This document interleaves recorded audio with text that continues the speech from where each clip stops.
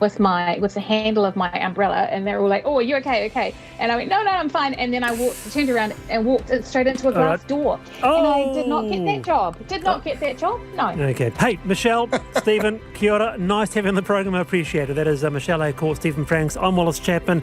See you tomorrow, sharp, 3:45.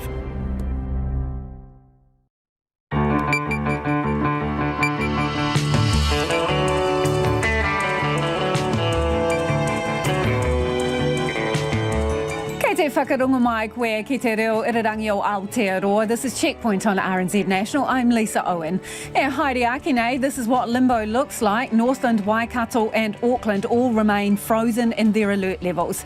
The next review is 5 days away. The risk in Tokerau is the unknown. The 2 women who tested positive remain less than cooperative about where they went and who they met. And as Northland's lockdown is extended, Dr. Shane Reti goes from MP to GP, jabbing arms to keep Delta at bay. There's 55 new cases today, 2 are in Waikato. The COVID Minister joins us live. We talk to Auckland business owners feeling the COVID burn 9 weeks into tough restrictions, and the Super City Mayor on what he's doing to help.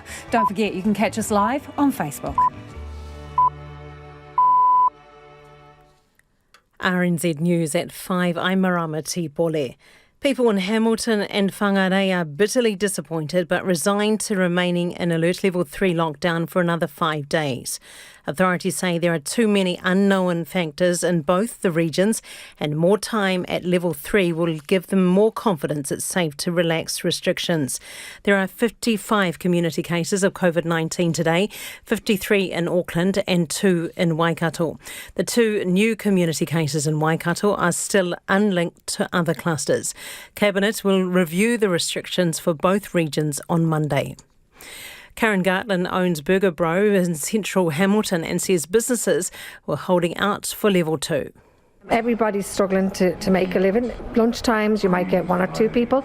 So this is really devastating to the hospitality industry, and I really hope that they make a decision, and the right decision, on Monday. Waikato Chamber of Commerce Chief Executive Don Good also says today's decision is disastrous for anyone in the hospitality, events, tourism and retail sector. Northlanders say they're coping with the boredom of Level 3, and this man is hoping for some Level 2 freedoms next week. Going back to the skid pad. Go and do burnouts in the cars and stuff. That'll be fun. The COVID-19 response minister says the virus is now spreading within Auckland, but the government won't resort to going back to Level 4 as a circuit breaker.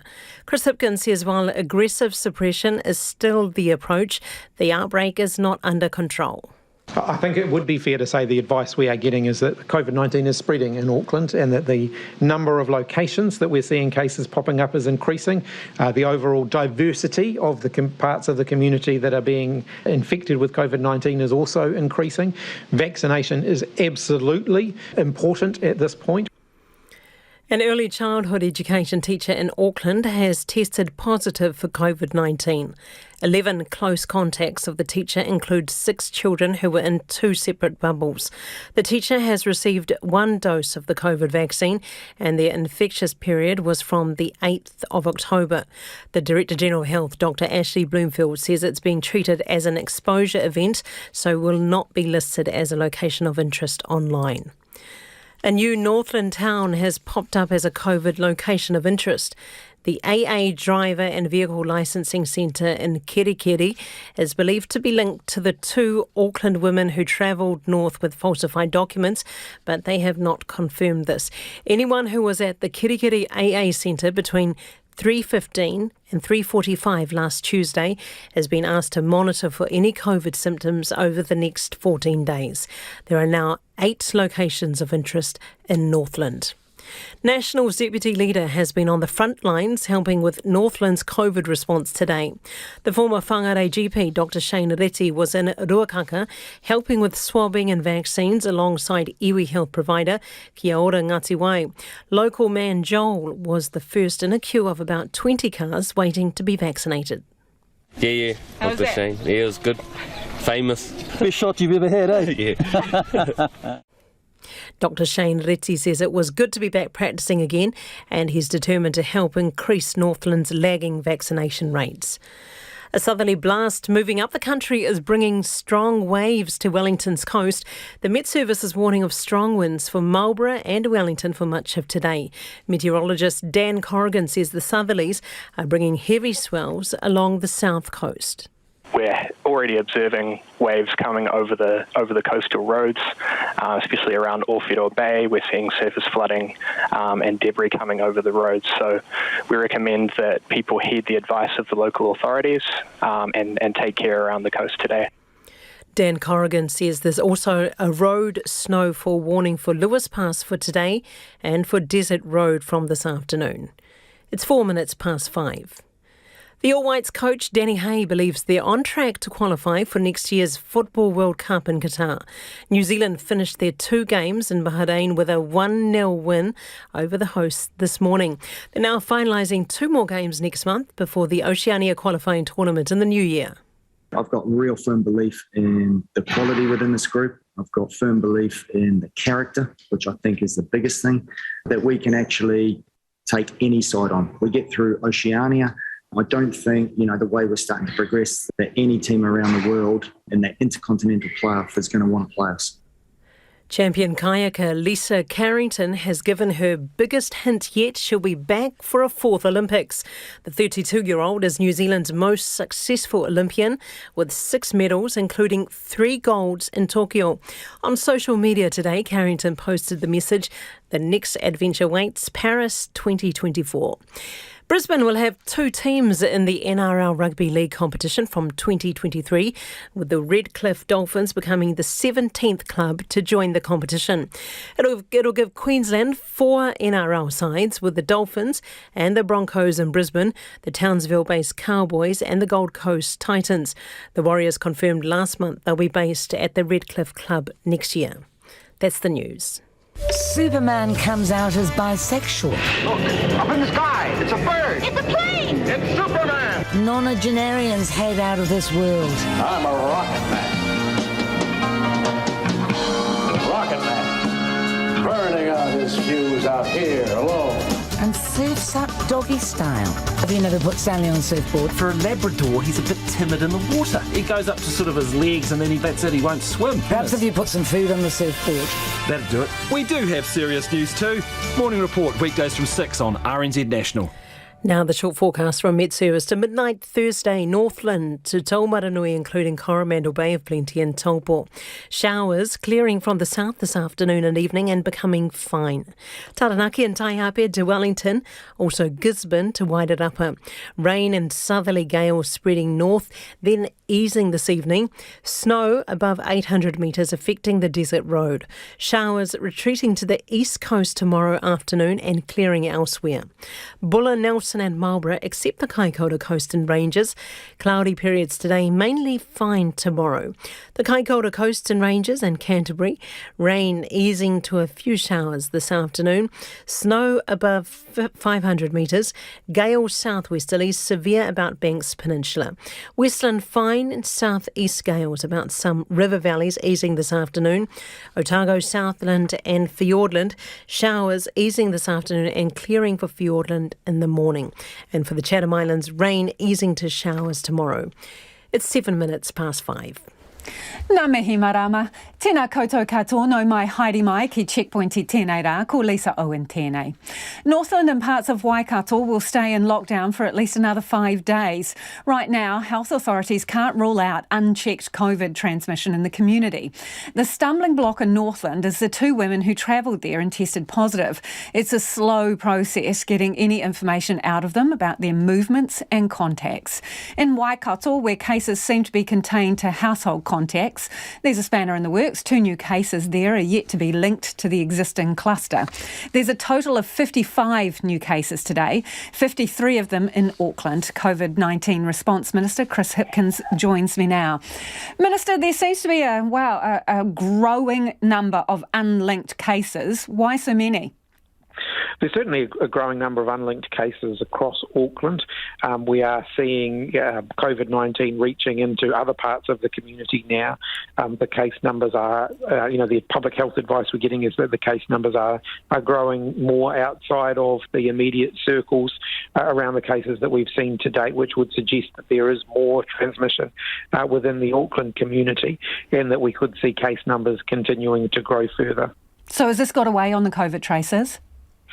I think that's a difficult judgment to make. We knew that the community that we have been dealing with has been hard to reach, and so there could be cases within that community that we've not been able to reach, who are then subsequently passing that on to others who we are able to reach, and so we are now starting to detect that. But Minister, in simple terms, is the case numbers getting to a volume that COVID tracers are finding it hard to keep up with the pace of Delta? It's not necessarily that the COVID tracers are finding it difficult to keep up. It's that this is a hard-to-reach community, and not all of that information is forthcoming, and so that adds an additional layer of risk for us. And I think we've tried to be reasonably upfront about that over the last few weeks. That this isn't a part of the community where the contact tracing is as easy and as quickly successful as it has been in some of the outbreaks we've dealt with previously. I want to talk a bit more about that shortly, but let's go to the case numbers, which you've acknowledged are growing in Auckland, doubling every 12 days according to some modellers. So what's your expectations for the next fortnight? I do expect to see the case numbers continuing to grow. What are you being told, Minister, about where you should expect it to peak? Well, the modellers will all have all got different scenarios in terms of the overall case numbers. I think the one that I look at more closely at this point is actually the degree of illness rather than the degree of cases, because we're seeing increasing numbers of asymptomatic cases amongst the people that we're seeing. And so the question really is, at what point does the health system start to really creak under the strain of increased hospitalisations, increased numbers of very sick people? We're still quite a long way away from that, but the case numbers in terms of just the volume of cases, that's likely to grow and potentially grow quite steeply in the coming weeks. How far are we away from the creaking health system?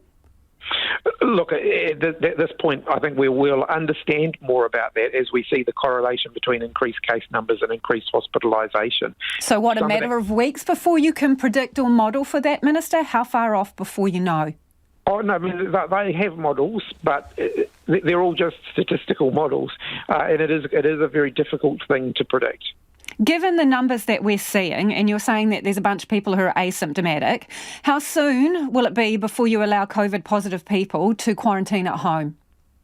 Look, we're heading in that direction, and we will have How to quickly? head in that direction. For those who are able to safely isolate at home, and where they're isolating at home is relatively low risk, I think you can see that happening quite soon. For those, so, Minister, and I know you hate to do this, but give me a bit of a time frame. Are you thinking in the next couple of weeks, in the next month, people who are low risk, who have COVID, will be allowed to stay in their own homes?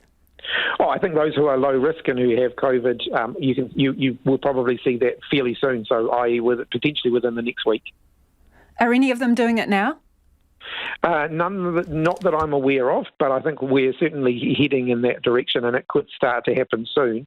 I think we will need, as we see a growth in case numbers, we're not necessarily going to be able to shift all those people into MIQ. We wouldn't have the MIQ rooms to be able to do that.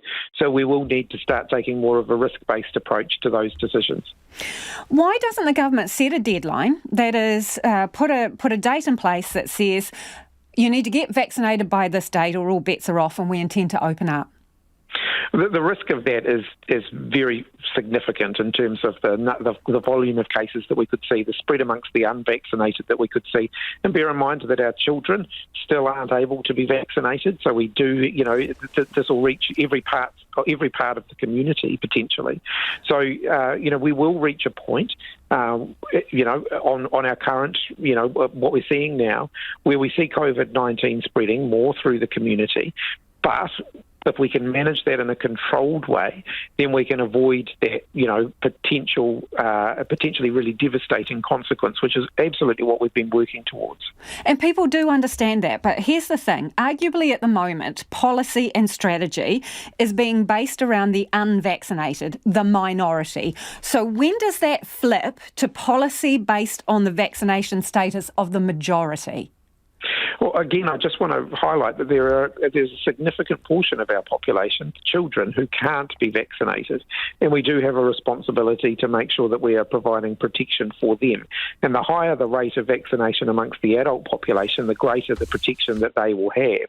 So we've got to keep driving hard and fast on vaccination, absolutely. But previously, Minister, and I am sorry to interrupt, but previously the government has stated, and repeatedly, that everybody who wants a vaccine can have it by December, right? And I appreciate there's a group of people who cannot. They're not eligible at the moment. But in terms of the eligible population, you have repeatedly signalled that anyone who wants one can have the vaccination by the end of December. So isn't that the default date?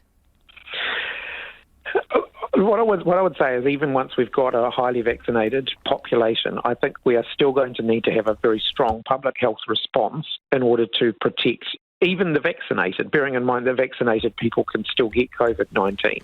So we are still going to need to have some public health responses, but they won't have to be as hard as the public health responses that we've had to use up until now. So, we can see more moderate responses than we've previously had. As always, we're running out of time, so can I get some succinct answers to these next questions?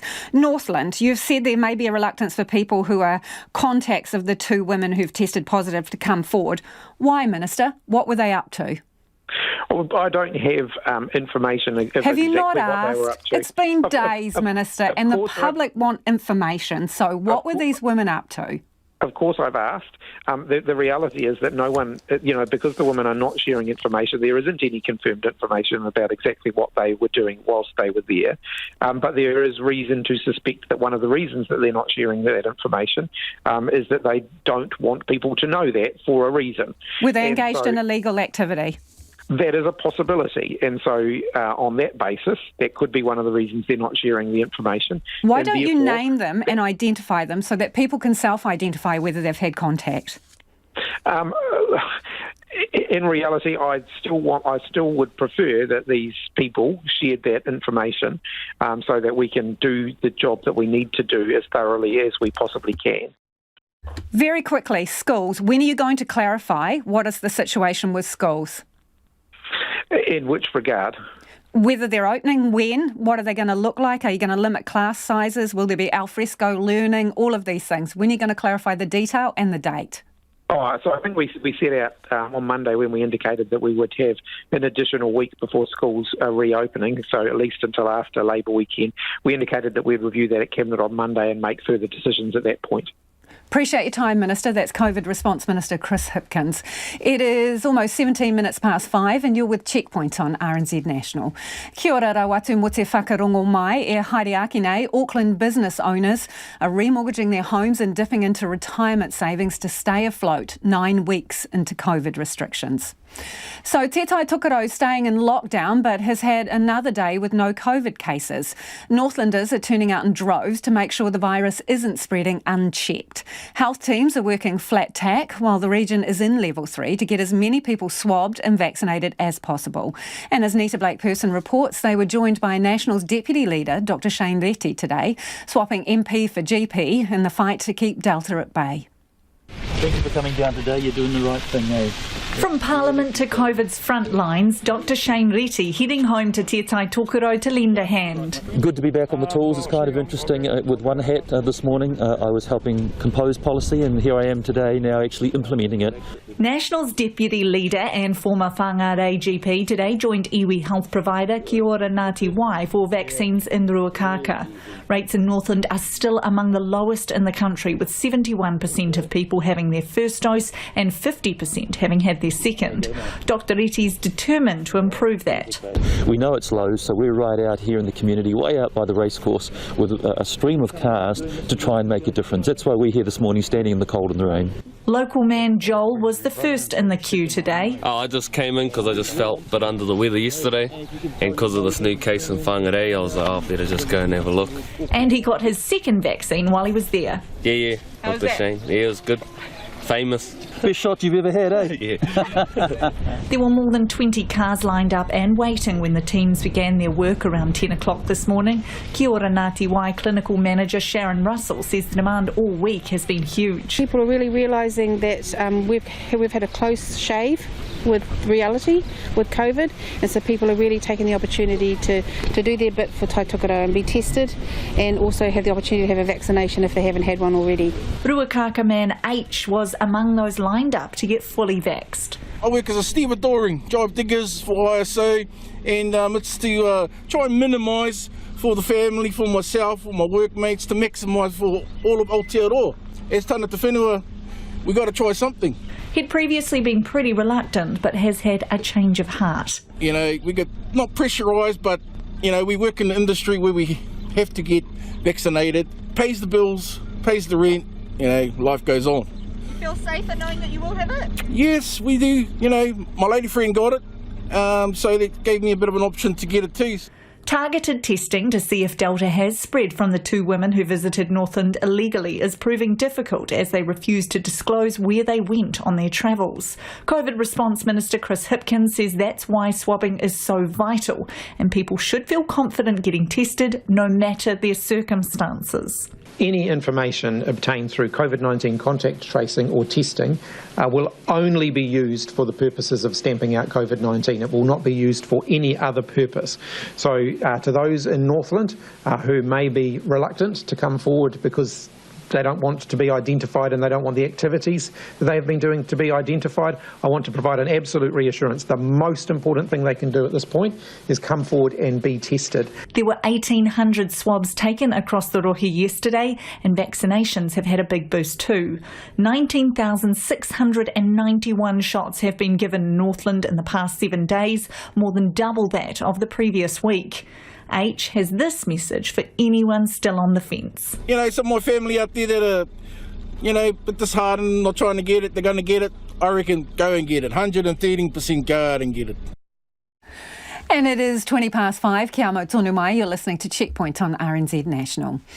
As Auckland heads into its 9th week of tight COVID restrictions, some Auckland business owners are having to remortgage their homes, dig into retirement funds, or simply ignore the bills stacking up to stay afloat.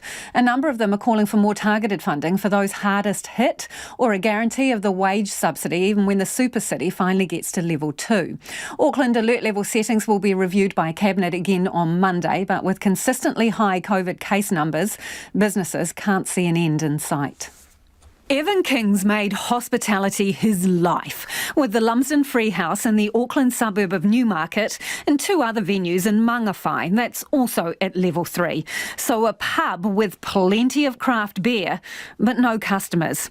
And at this point, a cold one's not going to take away the COVID burn. It's a pretty blank picture. There's not a lot of colour on it. It's brutal, actually, as a business owner. We can't forecast. We don't know what's going on.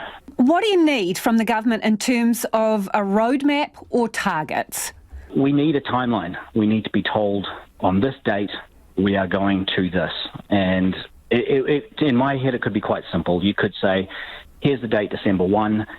We need to be at 80% vaxxed. If we're not, then there's going to be a mandate on entering retail or hospo or anything that you have to be double vaxxed to get in. That should be enough to scare people to get vaccinated. And if there's going to be a percentage that don't want to get vaccinated, fine, I get it. But then Darwinism comes to play. Go for it. But put a timeline on it. Let us have a roadmap. At the moment, how are you paying your bills, Evan? Remortgaging. I worked my entire life to save up so I could buy my own business, create my own business, and employ people. I've lost all of that, and I've still got the business, but every single day I am borrowing, begging money, trying to raise funds. I've had to remortgage my house. I'm about to sell a car. It's the only way we can pay to carry on, because we're literally living hand to mouth right now. How would you describe your stress levels? It's beyond. I don't even know how to describe it. You know, as a business owner, you're used to working 60, 70, 80-hour work weeks. Now we wake up with the stress. We go to bed with the stress. We don't sleep properly because we're stressing in the middle of the night. It is breaking point. I don't know how else to describe it. How many people do you employ, Evan? 36. And how many of them have been vaccinated, do you reckon? 100%. So every single person, we have not, and I want to be clear on that, we have not made it a mandate for them to be vaccinated because we do believe in people's choice. But my entire crew has all had at least one shot, and I'd say we're at about 60% double vaccinated right now. So you're ready to go? Oh yeah, we can open the doors right now. And you know, if the mandate was that you have to be double vaccinated to come into my business, that's one person more than the person I have coming in right now, because we have none. So we have certain steps in Auckland, right? And if we move to another step, potentially people can have gatherings of 25 in outside areas. And I know your pub in Newmarket does have an outside setting, but I'm wondering, what could council do to encourage a different kind of trade at the moment while we're dealing with this pandemic, in terms of, you know, al fresco dining, creating a more European outside feel, allowing traders to move outside into council spaces? Would you support that, and what would you need to do it? I think it would be quite simple. I think it's a great idea. European al fresco is the way to envision it in your mind. I think that's a fantastic way to describe it. Look what they did in England when they went through this exact same stage last year. They had a huge boom in outdoor dining. All the pubs moved out onto the streets, into the sidewalk. They had pop-up awnings, marquees that were allowed to stay up, you know, for the period of it. So it was weeks and weeks and weeks. So the publicans didn't have to take down their furniture or their awnings each night. They was allowed to stay up.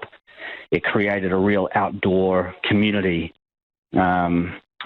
and dining experience, and I think that's so important. So we would love for council to come to the party on that and say, let's embrace that. Let's listen to what the government said, which was, this isn't as transmissible outdoors as it is indoors.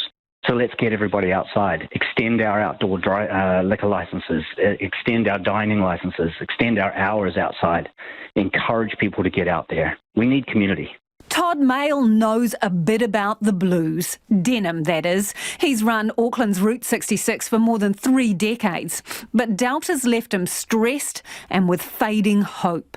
The last 2 to 3 weeks have brought a new set of pressures and challenges that I don't think too many of us were expecting when this lockdown occurred back in the middle of August. It was, okay, here we go again. We know there's wage subsidy. We know there's going to be some extra support. And I don't know why, but I just had in my head that this will be sort of, I don't know, 4, 5, 6 weeks. And it's manageable. It's manageable like last year, but this has brought a new set of pressures because there seems to be little end in sight. And the pressure in the business now is just, it's huge. It's so stressful. What percentage of the bills does the wage subsidy and the resurgence payment cover for you? So if we look at the whole package, the wage subsidy covers wages, of course. The resurgence payment assists with things like power and rent and some other week-to-week obvious costs. But then I've got a huge chunk remaining that in normal times I'd have the cash flow to pay suppliers and to keep, you know, the bank. Most of us in business have some form of a bank loan or a bank overdraft with interest payments. It's just running thin. What about rent, Todd? I'm not paying it. I will address things with the landlord when I can address things, and whatever that relationship looks like. I'm not running away. I'm not running away from my contractual lease that I've got in place, but I have very little cash flow. I'm worried now that this is going to go on into November, December, until the vaccination rates and the rhetoric coming from Wellington doesn't give Auckland businesses a hell of a lot of confidence. What do you need in terms of support payments then? Well, I don't want to be sounding like I'm one of these business owners who's putting his hand out, and I'm not. I'm just wondering if there's any room in Wellington to acknowledge that we're becoming up to 3 months. But I would hope that in the next week or two there is a fresh voice or a fresh direction to really acknowledge Auckland. Auckland is doing it tough. Auckland businesses, it's not easy, and we're going to need something from Wellington at some stage if we're going to go into December under this restriction. We need something extra. So about what percentage of sales or income can you generate online compared to normal? How much are you bringing in as a percentage? About 15 to 20%. That's pretty grim, Todd. Mm-hmm. If there was a way, an option for me to allow people into my store to try on clothing, why can't I look at that? Why can't we look at that option? I can go to a supermarket and walk amongst aisles at the moment very close to people, yet I'm talking to you in a 280, nearly 300 square metre store by myself. I can quite clearly manage this if I'm allowed customers into my store under very strict conditions, and that extra 2, 3, 4 sales a day times 6, 7 days a week. Right now, that would make a big difference. Can't we have open discussion about some easing of restrictions if you meet a certain criteria? At least put something on the table. Social distancing doesn't really work when you specialise in massage. My day spa owner, Peter Barrett's digging into retirement savings to keep the business afloat, but reckons mid-November is his cut-off. We're a level 2 or better business. Close contact businesses such as, in our case, it's a day spa, facials and massages. Hairdressers are obviously in the same position. We shut and we sit it out and we wait to clamber down those levels. And you pray for a robust level 2 resumption of play where you can, fill the coffers again. And you take the hits and you recover from it. Now, we're in a vastly different situation from that right now, certainly given the decisions made last week where, we're on a 3-step slow meander through level 3. No really clear idea of when, play may resume or not. So what are you doing with your staff? Our staff at the moment have been fully paid. Obviously, we have the wage subsidy. We have the resurgence payment. It covers not all of our staffing costs, obviously. We're topping those up and at some cost. How would you describe your future prospects then, right now? We're on a knife edge, absolutely. There's no point in throwing good money after bad and flogging a dead horse. This business was certainly not a dead horse on the 18th of August.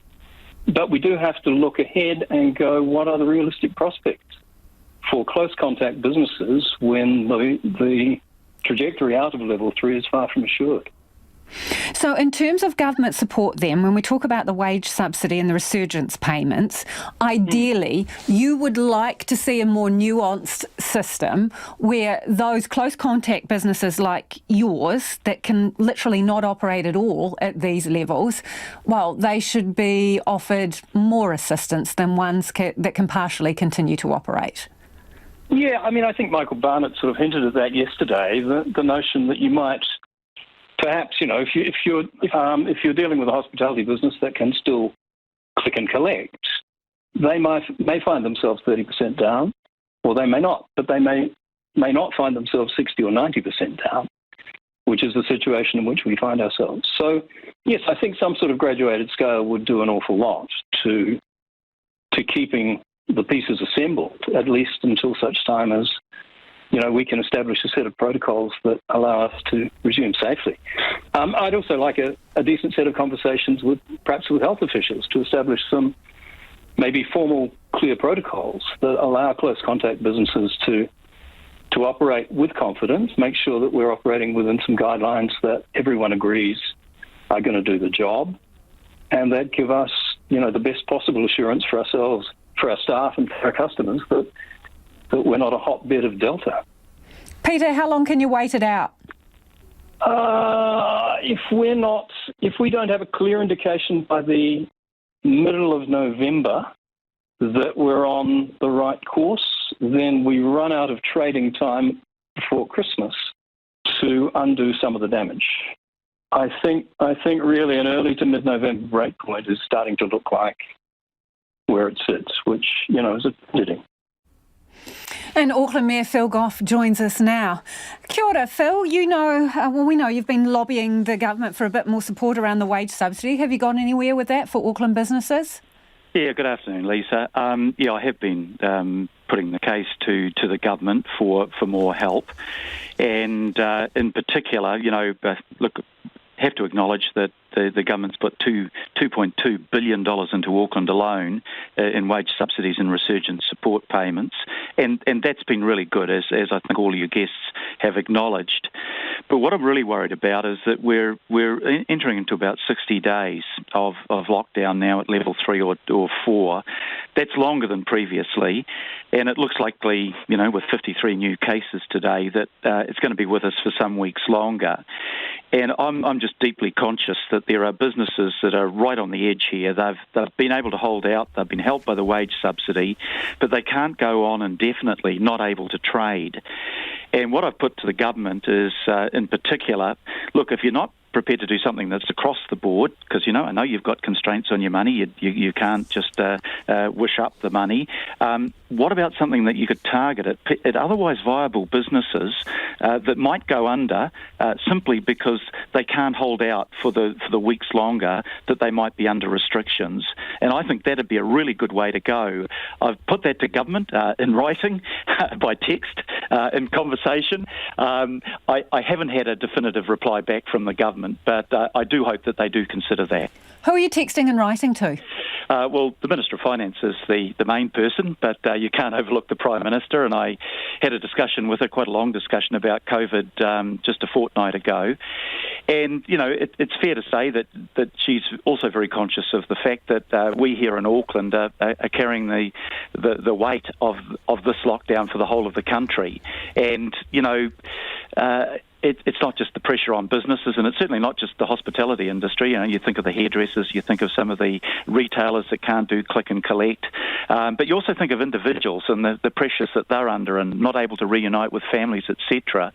So there is a real strain there, and the more that the government can do just to help us out as we try to contain the spread of this disease on behalf of the rest of the country, the better the country will be off, and certainly us here in Auckland. But time is of the essence, right? We've just been talking to people who've remortgaged their houses. They've can't extend their bank facilities any further. They are literally waiting, hanging on day by day to see if the business goes down or whether they can kind of get to the finish line. So time is of the essence. When can you expect an answer? When are you asking for an answer by?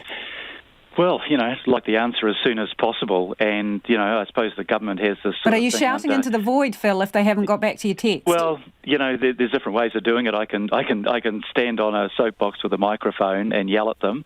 I can approach them and send the same message in a different way. And look, there's probably room for both approaches. I've adopted the latter approach, but I do know, Auckland Unlimited has been contacting their counterparts in MB. We've got people like the Employers and Manufacturers Association that have been making the same case, and the Chamber of Commerce. And so, how confident are you that you're going to get something out of them? Yeah, look, it's really hard to know. I mean, I'd love to have a gesture from the government to acknowledge just how tough it is becoming for some of these people that are really on the edge at the moment, and financially on the edge. But that in turn, overflows into the psychological pressures that are on people, on families when they look at businesses that they've built up over many years. We know, look, if we could get back to level 1, the last time we got our recovery really quickly, to the point that you wanted to book a restaurant just down the road from where I work, and you had to book a couple of days in advance. But it looks at this time, and from what the Minister, Chris Hipkins, has said today, we're not going to suppress this one. We're not going to get rid of it entirely. The best we can hope to do is to contain it. So that means weeks longer. So I think that the government has to show some flexibility in giving, a degree of assistance to those people that will otherwise topple over, because it's in nobody's interest that a viable business goes under. So let's talk about the assistance you can give, right? So we may be looking at a different form of business, al fresco, outdoor dining, outdoor trading. What can you do to help in terms of waiving fees, cutting bureaucracy, and contributing to that kind of culture which will help them operate? What are you doing? We've done quite a lot. The problem is that until we get to level 2, it's not going to help. So we've agreed already to automatically extend existing and grant new food-only outdoor licences without costs. We've wiped out application fees for new food licences. Will you refund people who have paid outdoor dining fees that have spent 9 weeks plus not being able to use them?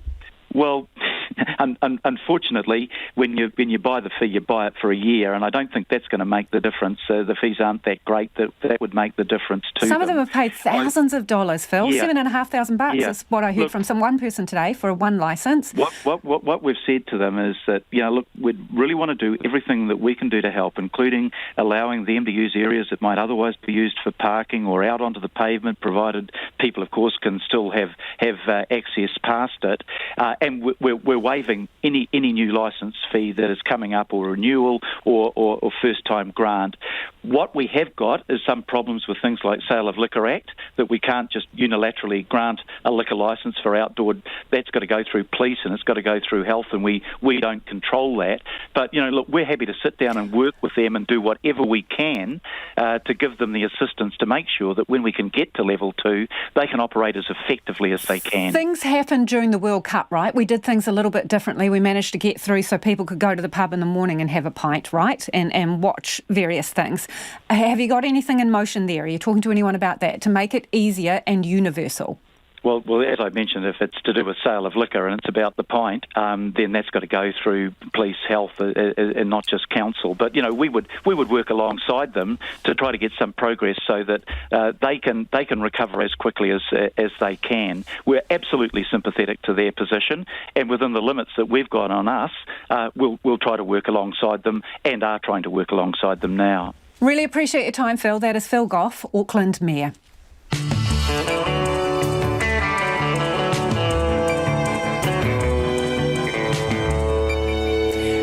E te iwi haere aki nei a checkpoint why Delta is proving to be a dead weight for gyms and Australia is heading to the moon. Well, yeah, sort of. Homai o whakaro, let us know your feedback on anything you've heard on the program this evening. Are you in business? How is it going for you in Auckland? 9 weeks with COVID restrictions, and what can the council and government do to help you out? Text us on 2101, tweet us at checkpointrnz, or email checkpoint@rnz.co.nz. Sorry, we're a little late to the headlines, but Marama is standing by. Thank you, Lisa. Low-risk COVID positive people could start self-isolating at home within a few days. The government is on the cusp of allowing low-risk COVID positive people to self-isolate at home as case numbers continue to climb. The COVID response minister, Chris Hipkins, told Checkpoint that as case numbers grow in Auckland, the home isolation option will be needed as quarantine hotels become too full to care for everyone. People in Hamilton and Whangarei are bitterly disappointed but resigned to remaining in Alert Level 3 lockdown for another 5 days. Authorities say there are too many unknown factors in both the regions, and more time at Level 3 will give more confidence it's safe to relax restrictions. Meanwhile, the AA Driver and Vehicle Licensing Centre in Kirikiri is a new location of interest in Northland. Anyone who was there last Tuesday afternoon is asked to monitor for COVID symptoms. Food banks and other community organisations helping Auckland's most vulnerable people during lockdown are getting another funding boost. The Social Development Minister Carmel Sepuloni says after 8 weeks of high demand, the stores and resources of many food banks are running low and more support is required. Another $13.5 million from the COVID Response and Recovery Fund has been approved. A southerly blast moving up the country is bringing strong waves to Wellington's coast. Met Service is warning of strong winds for Marlborough and Wellington for much of today. Meteorologists Meteorologist Dan Corrigan says there's also a road snowfall warning for Lewis Pass for today and for Desert Road from this afternoon. And the police have formally identified a woman whose body was discovered at a Dunedin property last week. The woman's body was found by police at a property in Glenleith last Friday. Later that day, a 43-year-old woman was charged with murder. The woman appeared in Dunedin District Court on Saturday, where she and the victim were granted name suppression. Those are the headlines. Our next news and sport update is at 6. Kia ora rā, e ho nau mai hoki mai. If you're just joining us, this is Checkpoint, ko Lisa Owen tēnei. Wild weather has been lashing the Wellington coast. Any surprises there? With several roads forced to close. Our reporter Kirsty Frame joins me now from Wellington's south coast. Kirsty, what is it like out there? Well, as you can probably hear and see, Lisa, it's absolutely miserable out here.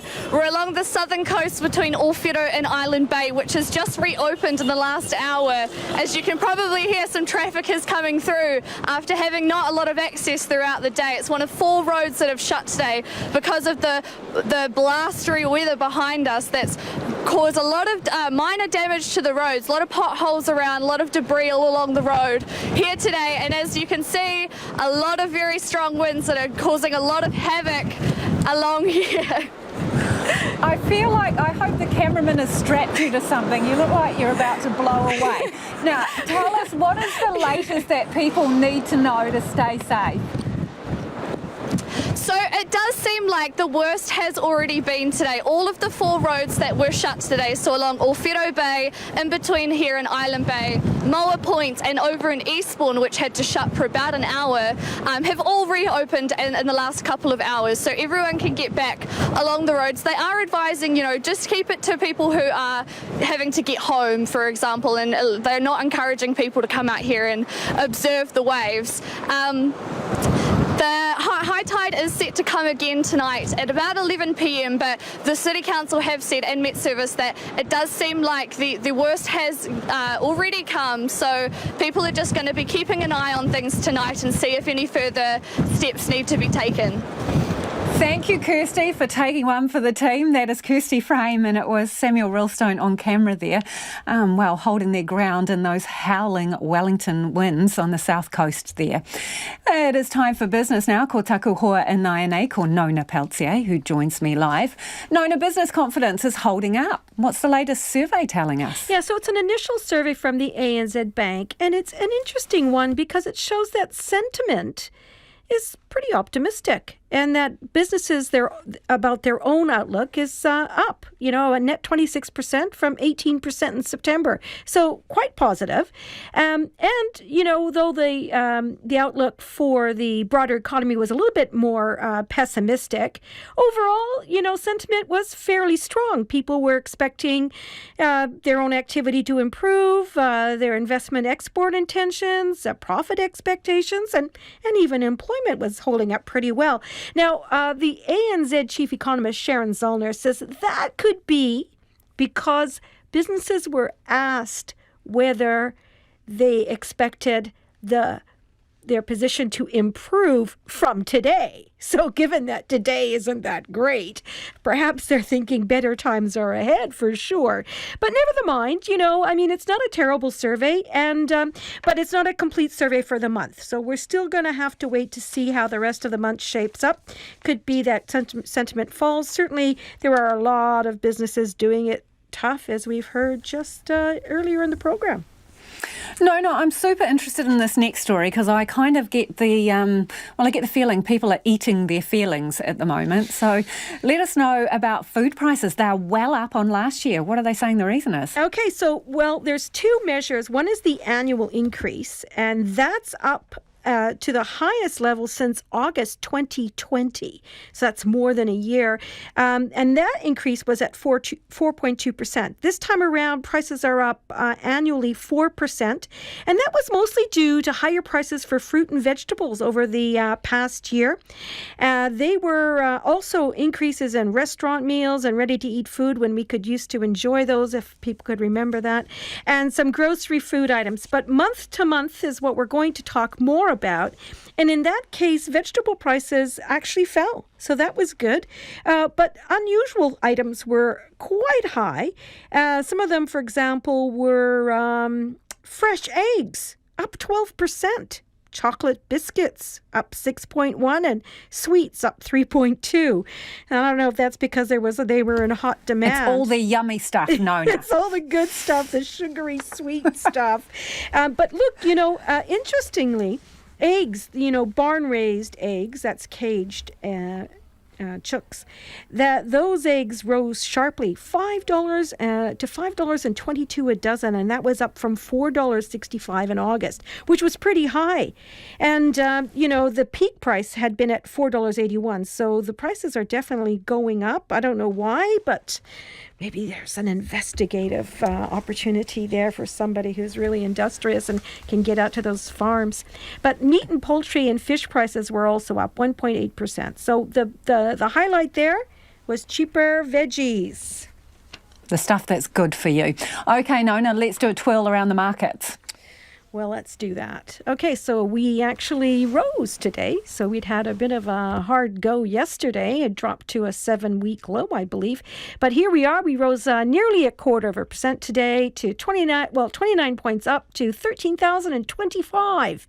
That's pretty good because the region Asian shares were on edge today, worrying about, believe it or not, power prices and oil prices and these kinds of things that we've been talking about recently.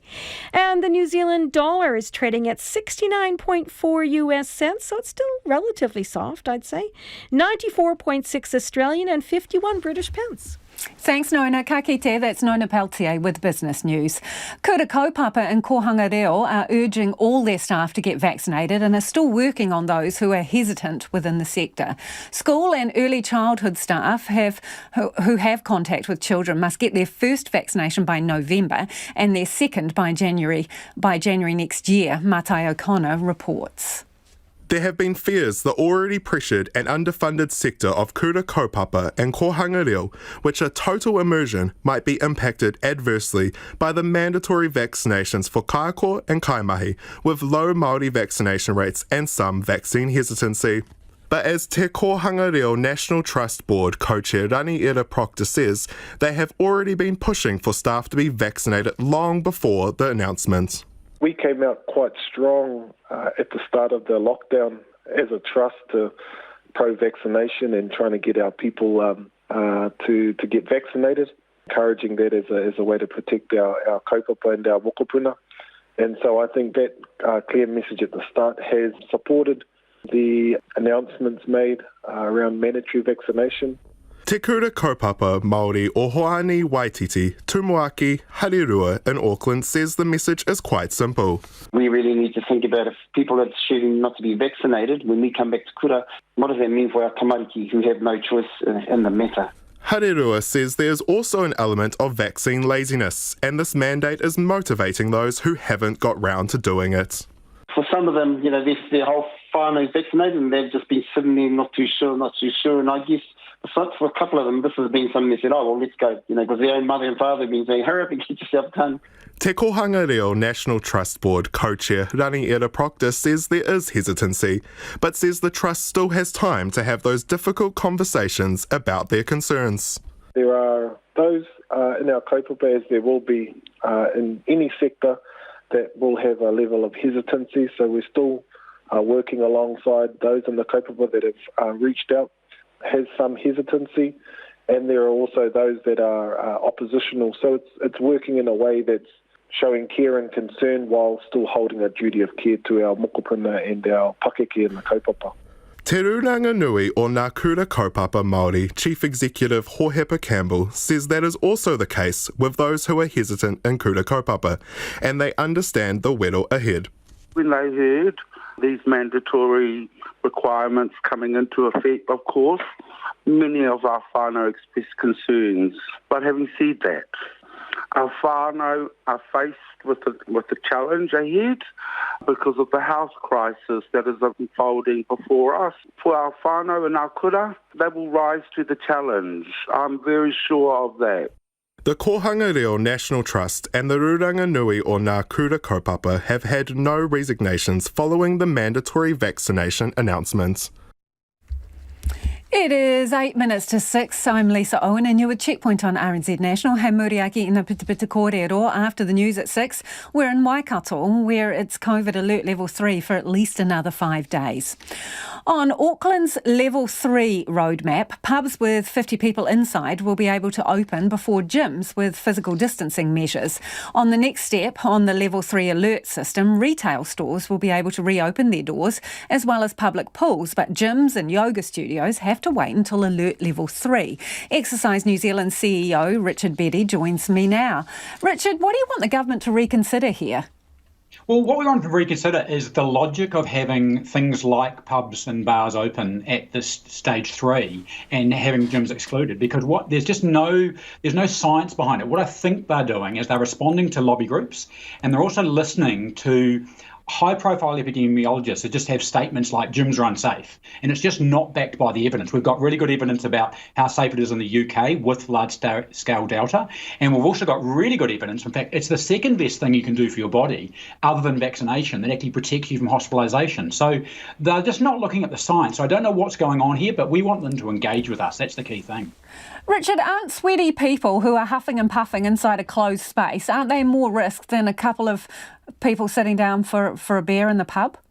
Well, no, because you've got to look at the controls in place. So if you just said gyms without controls, then I would agree that there are some risks, but that's why we manage them. So we've got a framework, it's actually 25 pages long, about all the things that we do in our industry. It's not developed by the government, it's developed by us with a clinical protocol designer with specialty in this area. And we've had that for more than 18 months now. And so there's really clear, strict protocols, and we're very willing to engage with the government about what additional protocols they might have, because we know level 3 is not level 2, but it's just ridiculous to have effectively people sitting. We know what will happen in alcohol. They won't be socially distancing. There is no masks involved in drinking, and we understand why. But we can do masks and exercise. We can distance. In fact, we do. So it just makes no logical sense. We just want to engage with the government on this one. And what are they saying to you about this, the government? Well, Jacinda was asked specifically on the first day, and she said, I think they're at step 2, and then walked off the stage, and since then has not answered the question. So we're really confused. We have written to ministers twice now. We haven't got a response. We've written to the COVID response, and they've said, we can't tell you because we don't know what is even in step 2. So we've written to them to actually ask for formal clarification, and they say, we can't tell you. It's like, but you're the government. But what you do know is that this is different to last time, is it? So it's different to the treatment, because normally we're in the sentence that says public facilities, so that is pools, museums and libraries, and normally the sentence says pools, gyms, museums and libraries. So we cannot understand why a pool can be open and a gym cannot, because they have a degree of risk and we're managing it. And the important thing is the management of the risk, not the absolute risk before you do anything.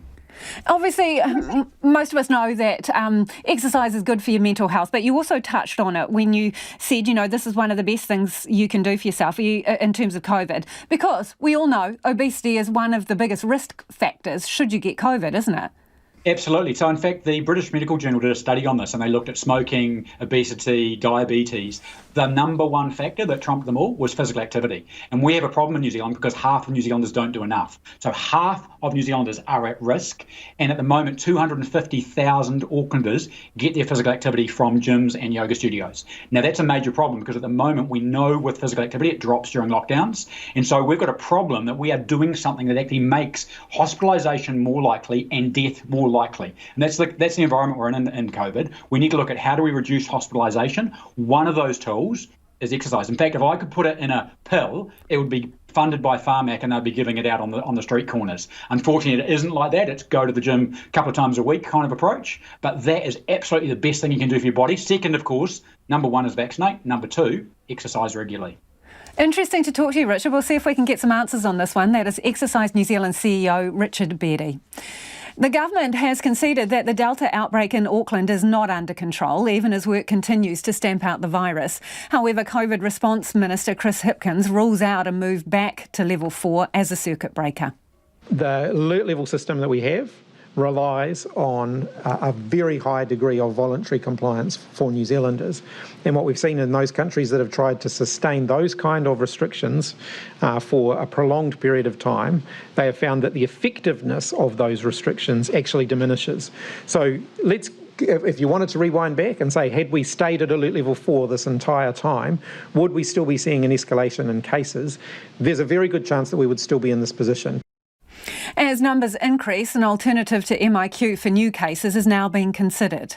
The sustainability of putting everybody who is a positive case into MIQ starts to seriously be drawn into question. And so we have been working for some time now on a home isolation model for positive cases.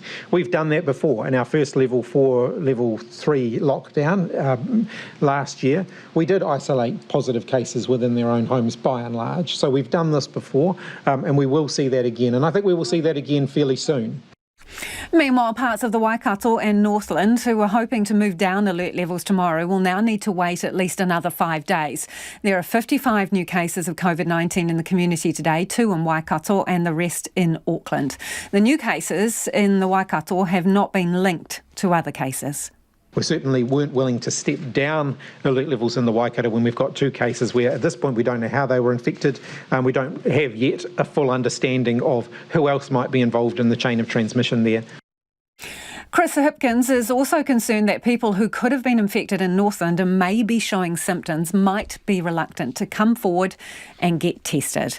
Now, a lot of you are getting in touch about some interviews we did earlier in the program with Auckland businesses. One of them is having to remortgage their house. Others is while dipping into retirement savings to keep afloat while they wait to see what's going to happen after 9 weeks with some very tight COVID restrictions, meaning they can't really trade. This person says in Ireland they put so many pubs outside on the freezing wet streets, but all are happy to be out and about again.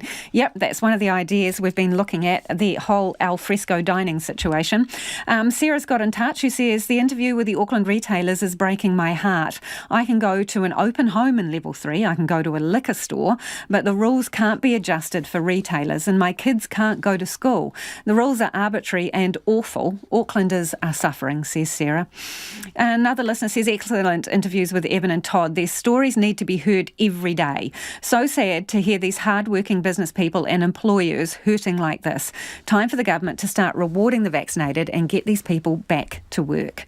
On the other side of the coin, though, this person says beer and jeans are not essential. These businesses sound like they are opposed to socialism, but want socialism now. Whatever happened to their survival of the fittest mantra? This one says, I think your interviewees sum it up beautifully. They don't want handouts. They want to work. They want to fulfil themselves through their businesses, through their employment of others and their care for the community around them. The government needs a plan to let people be people. And William says, I don't live in Auckland. I am appalled that those folks are taking the pain for the rest of us without further financial support.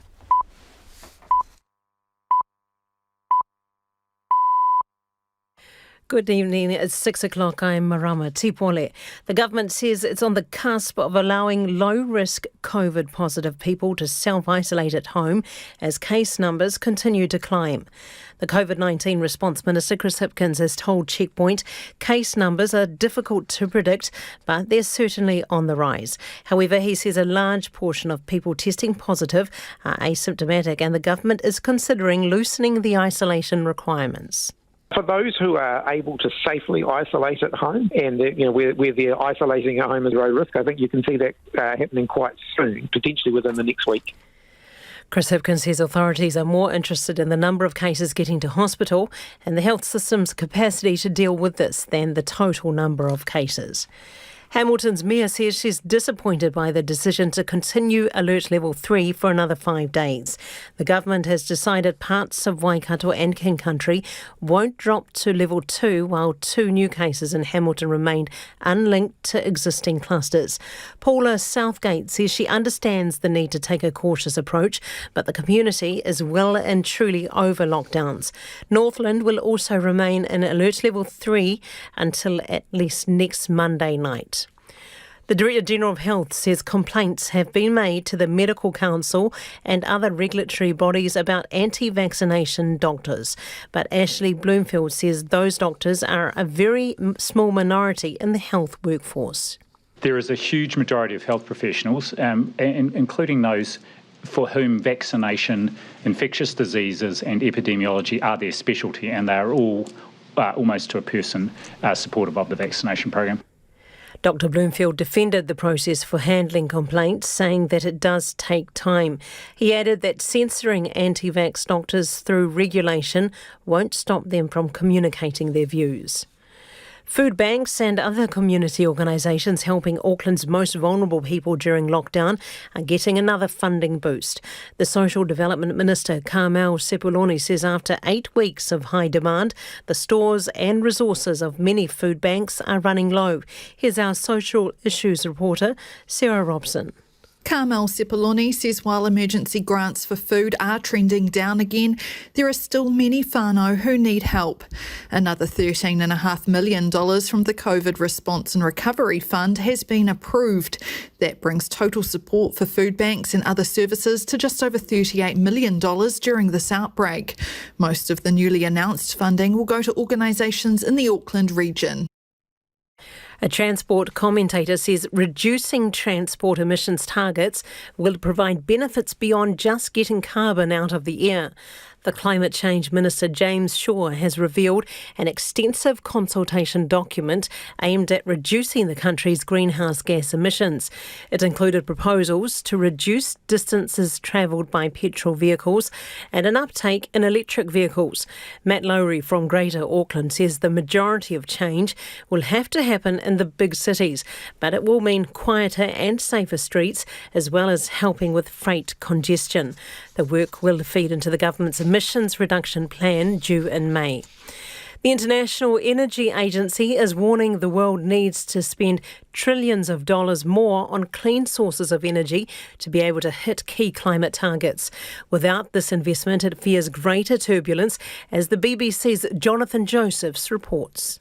The IEA says spending on clean energy projects needs to reach $4 trillion a year by 2030 if the world is to limit the rise in global temperatures to 1.5 degrees above pre-industrial levels. That's the target governments are working towards at the upcoming climate summit in Glasgow.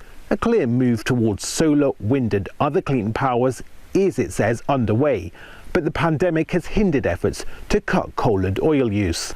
That means this year the world is on course for the second biggest increase in CO2 emissions ever. The number of Maori businesses continues to grow despite the significant barriers they face. A report published today by Westpac says the Maori economy is growing fast, and this is likely to continue as a young population reaches working age. The bank says the Maori economy will be vital to the future of the national economy, but it's being held back in several areas. It says growth is being stifled by poor access to funding. There's also an income gap of around $2.6 billion between Maori and non-Maori. The police have formally identified a woman whose body was discovered at a Dunedin property last week. The woman's body was found by police in Glenleith on Friday. Later that day, a 43-year-old woman was charged with murder. The woman appeared in the Dunedin District Court on Saturday, where she and the victim were granted name suppression. It's 6:05. The Silver Ferns concede there's still some way off being ready for the Commonwealth Games. The world champions were beaten 57-53 in last night's third and final game against the Aotearoa men, having already wrapped up the series with wins in the first two matches. With the Constellation Cup cancelled and the Four Nations in January yet to be confirmed, coach Dame Nolene Taurua and her side are unsure just when they'll play again ahead of July's games in Birmingham.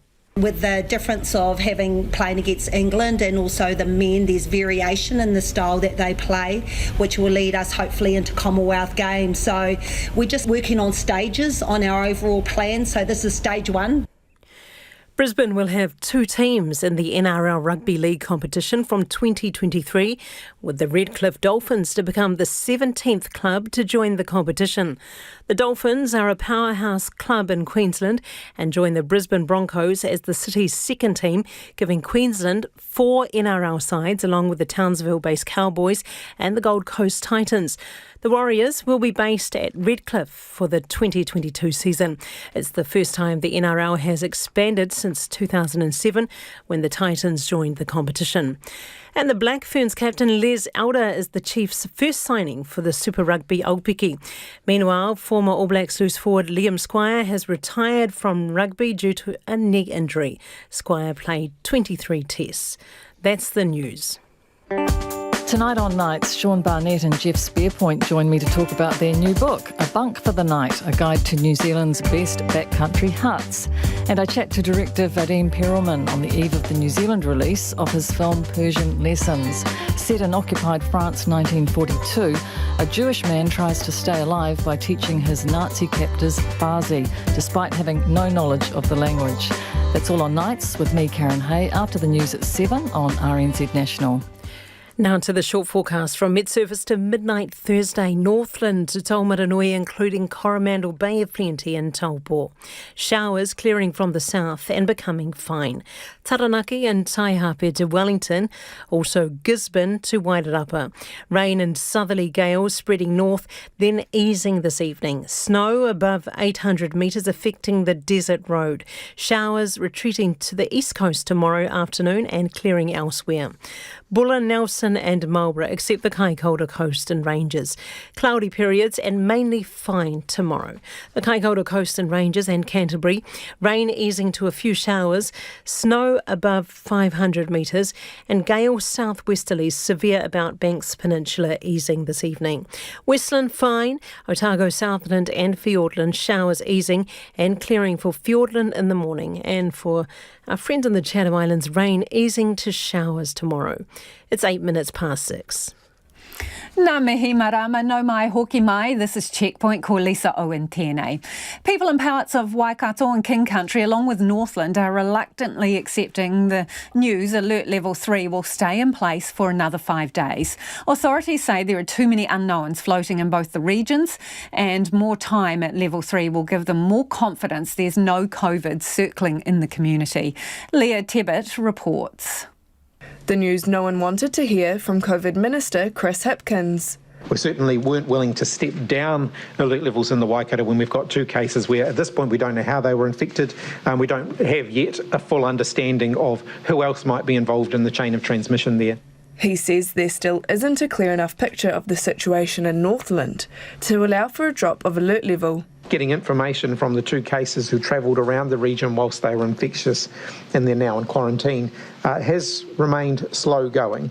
So the best thing that people can do in Northland right now is to get tested if they have any symptoms of COVID-19, even if those symptoms are mild. Hamilton's Mayor, Paula Southgate, is naturally disappointed.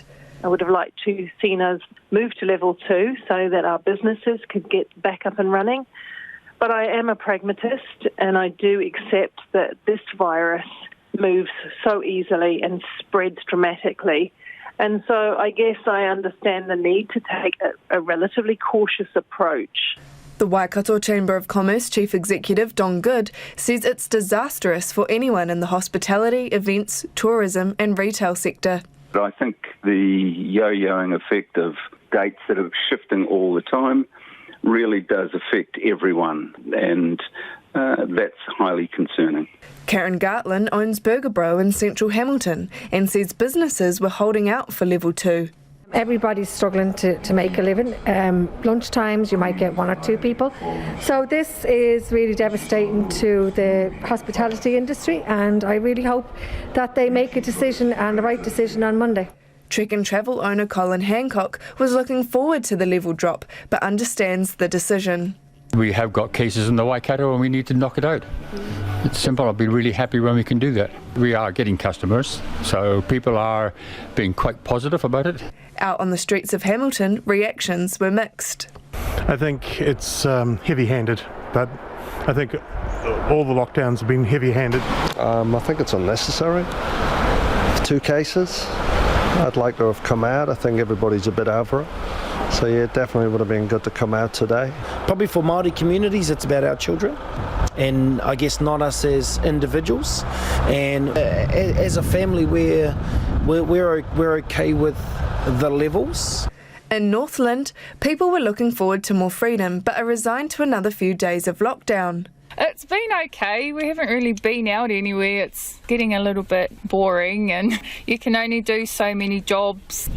Just been working the whole time, milking cows. Yeah, not too bad. It's been okay. We've been used to it now from last year. It's been okay because we live on a big farm. But there are definitely things they are missing. Oh, going back to the skid pad. Oh, go and do burnouts on the cars and stuff. That'll be fun. Going out more often. That's more or less it, really, and making sure there's more people I can go and see how they are.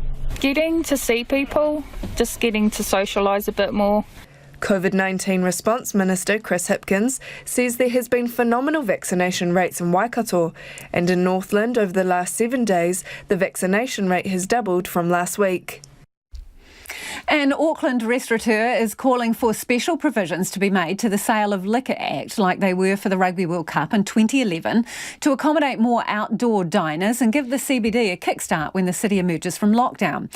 Auckland Council's waived outdoor dining applications and rental fees for temporary or extended outdoor areas during lockdown. But there's a catch. You'll need a separate liquor licence and indoor and outdoor diners won't be able to use the same toilet. Auckland restaurateur Mandy Lusk says that makes things impossible for many businesses to reopen at all. Louise Tanuth and camera operator Marika Habazi explain. We can already have picnics outside, but what about cafes and restaurants doing the same? Could we be utilising quiet pavements like here in Britomart for things to start opening up? The Vaccinate restaurant in Auckland CBD has been closed now for more than 8 weeks. The restaurant already has an outdoor dining licence, but owner Amanda Lusk is frustrated. Even if they could extend their outdoor space to more patrons, there's no guarantee they can serve alcohol. So if you want to have a couple of coffees and a muffin, it's fine. But all those places, those small wine bars and things that don't have outdoor seating, they can't really, it's of no benefit to them at this stage. That's because an alcohol licence for an outdoor area is a separate application process under central government and they can't be fast-tracked. And whilst the council was waiving temporary outdoor dining licence fees during lockdown, the licence itself could take more than 6 weeks to process thanks to COVID delays. But Mandy Lusk says she has a solution. They did actually change it for the World Cup Rugby back in 2011 and made special provisions and changed the actual act. So it would be really helpful if they could do the same thing and maybe peg it to alert levels so that it was a temporary thing. Although it would be quite nice to be a bit more European in that respect. And there's another rule that's thrown a spanner in the works. If restaurants want to have diners inside and out, they need to use separate toilets. So in our case, if we had 50 guests between the restaurant and bar area here seated, the outdoor diners would still have to come through the middle of our bar to get to the toilets. And they've said at that stage that that's not legal, so we can't even use the outside or we can't use the inside area. The Vaccinate is undergoing renovations and a new tenant is moving in this year who will be sharing their bathroom facilities, so the only option would be portaloos outside. But Mandy Lusk says it's not financially viable. We could, on a fine day, have 50 over the total area, but it's not financially viable as a long-term prospect. We don't break even on 50 people. Tricky Hartley owns the Conservatory restaurant in Wynyard Quarter. He's hoping they can extend their outdoor dining area to boost their numbers. We're a 220-person capacity venue, so to be going down to 100 or 50, you're already down 60 to 70%. So any number you can get, whether it be 10 people or 20 people, makes a big difference at the moment.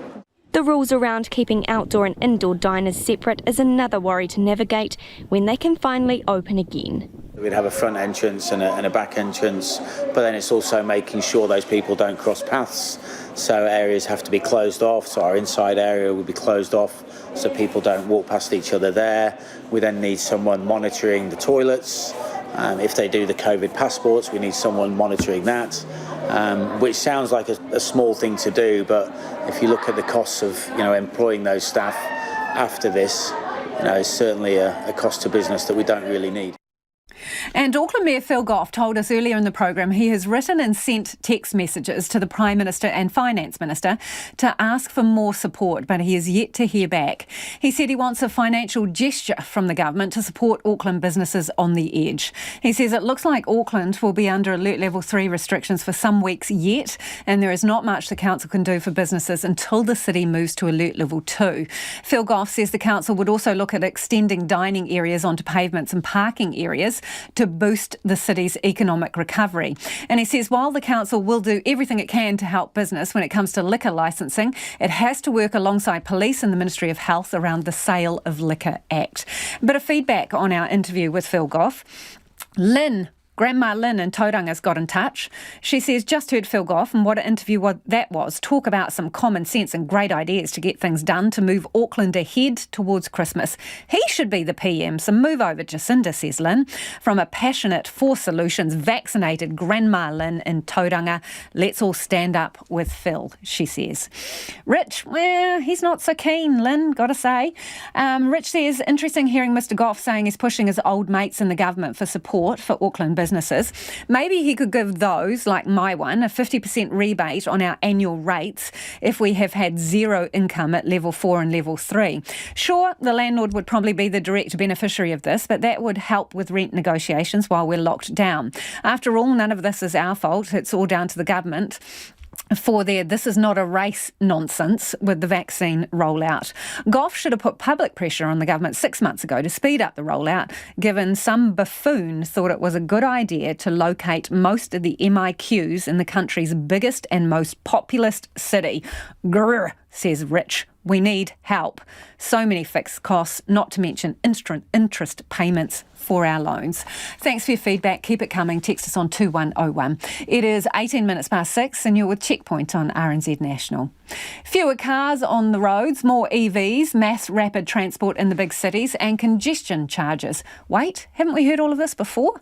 Today, the Climate Change Minister, James Shaw, revealed an extensive consultation document aimed at reducing the country's carbon emissions in line with its obligations to get to net zero by 2050. But the clock is ticking for the government, with modelling showing if nothing changes, the country will produce 7.7 million tonnes more carbon than it should over the next 4 years. Emma Hatton reports. The proposals outlined in today's discussion document won't be enough to meet the government's target, and it's asking the public for ideas on what else it could do. Conspicuous in its absence were any specific reforms for the agriculture sector, which makes up 48% of gross greenhouse gas emissions. Greenpeace agriculture campaigner Christine Rose says there's very obviously more that should be done. So we actually need to see concrete moves to reducing the impacts on the climate through synthetic nitrogen fertiliser and high stocking rates. The document, however, does have some clear ideas about transport. It suggests reducing the distance travelled by the light vehicle petrol fleet, increasing the number of electric vehicles and electric bikes, better public transport, congestion charging, and increasing the use of biofuels, just to name a few. Matt Lowry, the director at Greater Auckland, says the big cities need to pull up their socks. It is going to be much harder to get rural kilometres down in the sense of that there is just longer distances to travel. So that means that the bulk of the reduction from people travelling or changing how they travel will need to come from our cities. So what exactly is on the table? The government wants kilometres travelled by vehicles to drop by 20% by 2035, while in the same period an increase in the number of electric vehicles so that they make up 30% of the light vehicle fleet. A 20% reduction in travel in New Zealand means probably a 40 to 60% reduction in travel in many of our cities. So that's a lot fewer people on our roads, which means that freight can get around easier, that there's a whole bunch of emissions benefits that come from that, from cleaner air, from less noise, and fewer crashes that occur as well. The uptake assumes more people use public transport, better city planning to make walking and cycling easier, with a view to many households not needing a private car at all. Also in the works is a sustainable biofuels mandate, meaning suppliers reduce emissions of the transport fuels they supply by a set percentage each year. Dave Bodger is the general manager of the fuel company Gull and says they've been receiving a subsidy to produce a 98-octane biofuel for years, but ultimately refined oil is cheaper. rightly or wrongly, there's no cheaper energy in the world than a cup of hydrocarbon that started as crude oil. So people have got to pay more for a change in how we move about, and we need to, don't get me wrong, we need to, but it's more expensive and nobody wants to pay more. Craig Pomari from the Motor Trade Association is also happy with the biofuels discussion and talks around a vehicle scrappage scheme which would deal with the ageing petrol fleet. But what he really wants is some actual decisions. In the last year, we've made submissions on climate change, biofuels mandate, the Ministry of Transport Future Pathways, and here is yet another consultation document. We've said it's about time that the rubber actually met the road and we got some real detail so that we can prepare the industry for these changes rather than sitting and waiting for more consultation. That certainty hopefully coming when the government releases its emissions reduction plan in May next year. There's a growing trend in the UK among people wanting to try something a little different over their holidays. Camping has always been one of the most popular ways of travelling, but what about camping in churches? Call it champing. Here's the BBC's John Maguire.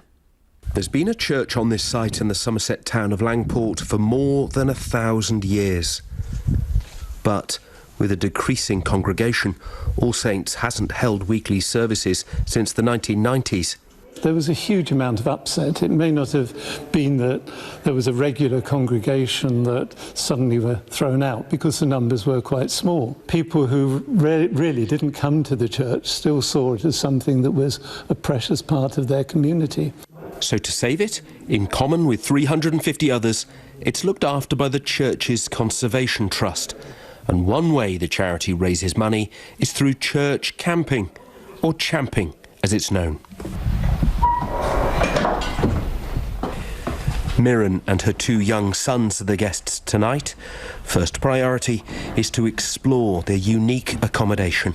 I've seen the pillars, the golden eagle, the stained glass.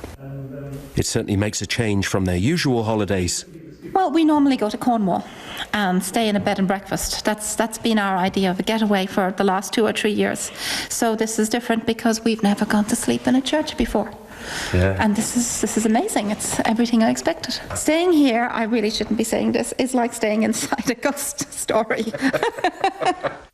Ghost stories may attract some, but one of the volunteers here, Annie, says there's no need to be scared. So I've been here with a group of young people, there were about 12 of us, and you'd think it's scary, but it's not. It's got a really nice atmosphere. You wake up in the morning and the lights coming through the windows. It just feels really calm and relaxing. You've got this glorious space all to yourself, and it's really good for hide and seek, really good. And her husband, Bill, believes bringing young people into churches is one of champing's great advantages. If I went to church as a youngster, it really was. It was, you were dressed in your Sunday best. A freer and more easy way to enjoy the space is very much the whole experience of champing for people.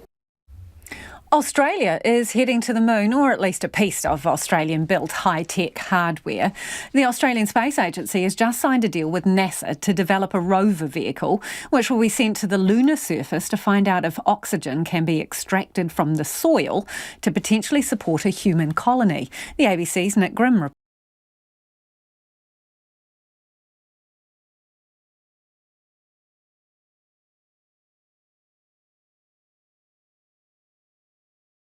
All of lovers, dreamers and, all those evil villains out there.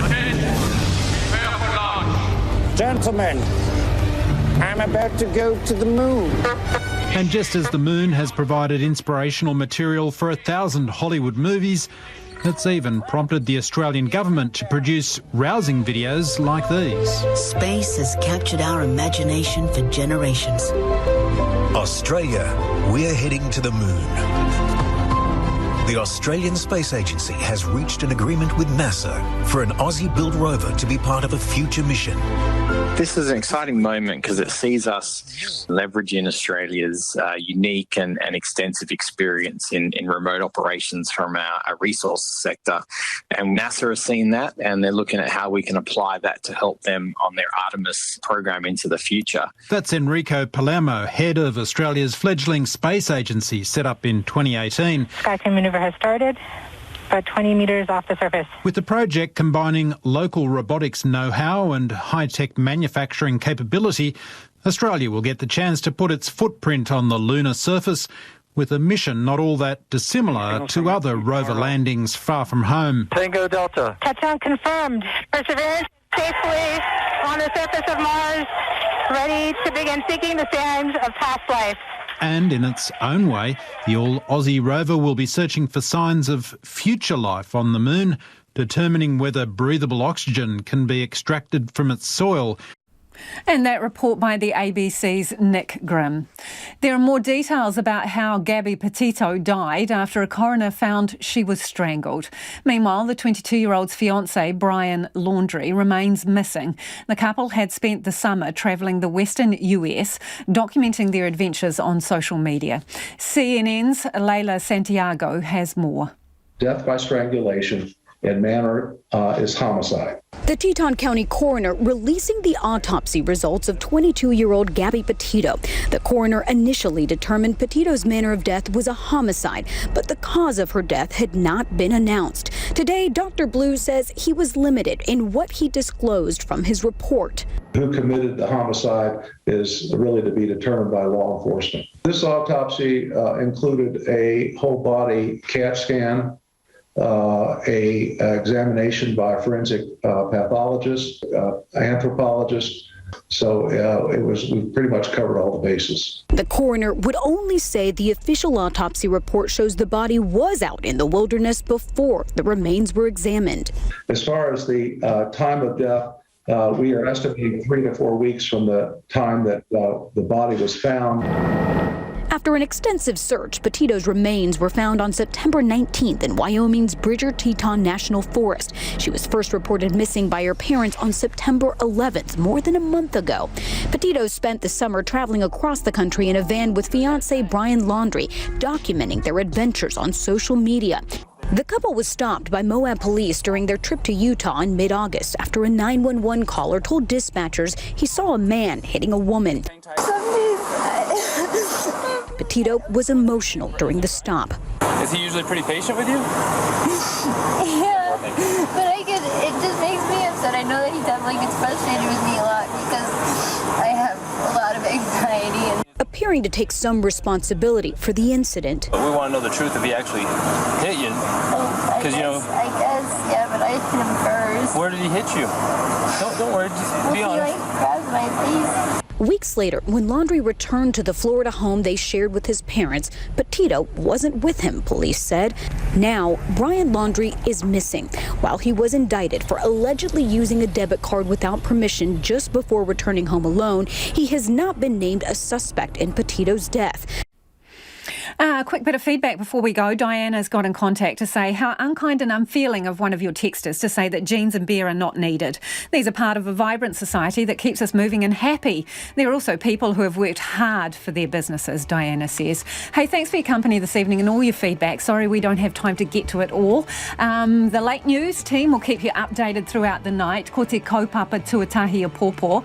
And tomorrow from 5 a.m, First Up looks at Auckland's aged care homes and whether restrictions can be eased for vaccinated people so they can reconnect with their loved ones. Kia pai tōpō. Have a great evening. Back tomorrow. RNZ News headlines at 6:30. I'm Catriona McLeod. Some low-risk COVID-positive people